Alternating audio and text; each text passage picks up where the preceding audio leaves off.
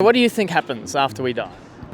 Because I'm a Christian, I believe that after we die, we don't really go to a certain place. Like we just stay in the grave and we wait for God's coming, and that's when we all get resurrected, and we go and meet the judgment day. And on that judgment day, where do you think God would send you? Heaven or hell?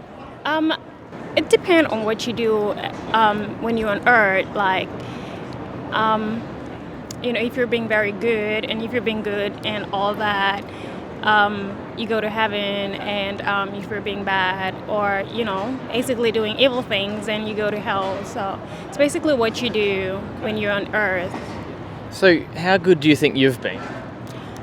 Oh, well, as a human, we all make mistakes, so I'm not going to say I'm going to go to heaven, but I don't want to go to hell either. So yeah, I think while we're still on earth, we should, try to fix what we've done that is wrong, and go to heaven. So how good do you have to be to get into heaven? You don't have to be all religious and all that. Personally, I believe is that because we were created through love from Christ, we should show others love and kindness and generosity and all that. It's just, you just have to be nice to a fellow human being, despite race or, nationality and all that. Do you know what Jesus says the standard to get into heaven is? There's no standard. I believe personally that there's no standard. Yeah, so you just have to do you and, do what Jesus did when he was walking the earth. And Did you know, have you heard the Sermon on the Mount before? Matthew chapter 5 through 7. Have you read that passage before? I'm a Christian, but I don't read my Bible so often, to be honest. So, yeah. In Matthew chapter 5 verse 48, Jesus is recorded as saying, "You must be perfect as your Father in heaven is perfect." Do you think you're perfect? No, honestly speaking, I'm not perfect. So, yeah, you could try to perfect yourself for him. And he actually says this off the back of explaining the Ten Commandments more strongly, right? For example, you know the Ten Commandments, I'm sure. Number 9, God says don't lie. Do you think you've ever told a lie before? It's always nice to be honest too. So yeah, I'm pretty sure I've lied before a lot of times. Me too. And what would you call someone that tells lies? He's a liar? Yeah. What about stealing? Number 8, God says don't steal. Have you ever stolen anything? Honestly, no. Downloaded stuff from the internet without paying for it? Movies, TV shows? Yes, I do. I do. Right.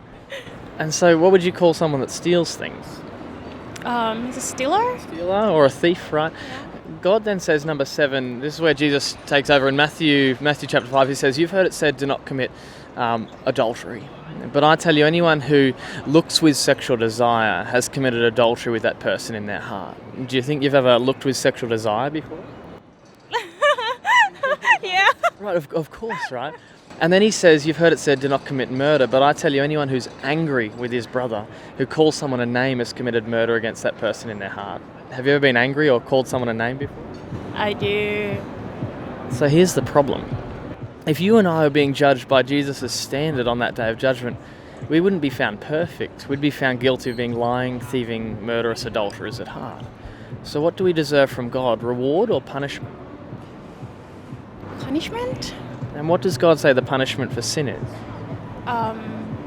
Born in hell? Yeah.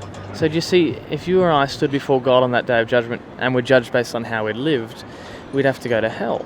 Does that worry you? Very much so. So what can you do? How can you be forgiven? Ask for God's mercy and grace. What do you mean by that?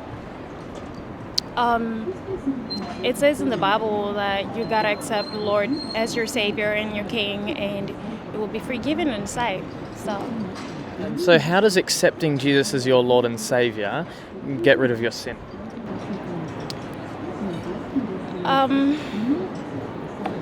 Well, I believe that he died on the cross. When he died on the cross, he said he had taken the keys of hell from the devil, and all the sins that is going to come and all that has been paid for already. So when you accept Jesus into your life, it's like all your sins has been forgiven and taken away from you. Think about a birthday present that you received, and someone offers you a birthday present How did you receive that gift? Accept it. Accept it. You didn't accept the person, you accepted the gift, right? But then Jesus says we accept the gift, because obviously it's not physical, by believing in Jesus, by trusting that he's paid for it. Now, if Jesus pays for your sin, where will you go after you die? Heaven or hell? Heaven. And what do you think it means to believe in Jesus?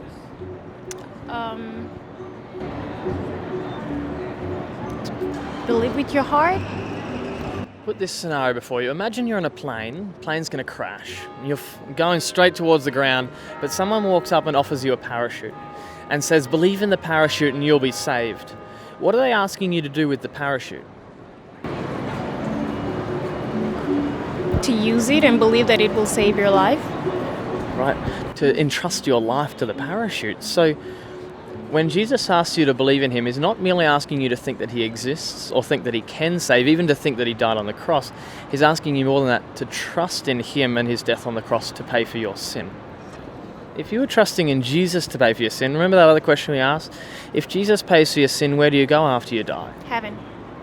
Can you see the difference between what you were saying when we first started talking and what we're talking about now? I think so. Maybe put it this simply. At the beginning you were talking about your goodness, your efforts, the things you can do, right? I hope I'm good enough. God doesn't really judge. He should let me in, right? And now we're talking about a God who must judge because he is good, but who's paid the penalty for sin on our behalf. One's bad news because none of us could ever get to heaven. The other's good news because God has done everything required for us to be forgiven. So let me ask you, when do you think you're going to trust that Jesus paid for your sin?